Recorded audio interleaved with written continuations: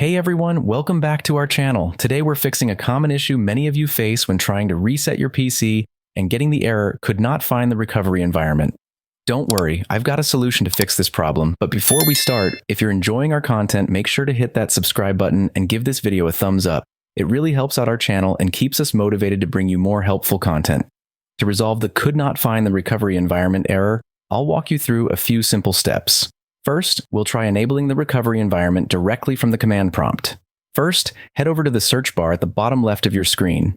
Click on it and type in CMD or simply command prompt. Once you see it, right-click on command prompt and select Run as Administrator. In the command prompt, type in the following command exactly. After typing that, hit enter on your keyboard. If everything works correctly, you should see a message saying Operation Successful. This message indicates that we have successfully enabled the recovery environment, which should allow us to reset the PC without any issues. At this point, go ahead and try resetting your PC again. If you don't get the error this time, congratulations. The command prompt method worked, and your recovery environment is now accessible. That's it. We've gone through methods to resolve the "could not find the recovery environment" error on your PC. Hopefully this solution worked for you. If it did, let us know in the comments below, and if you have any other tech issues you want help with, feel free to share them too.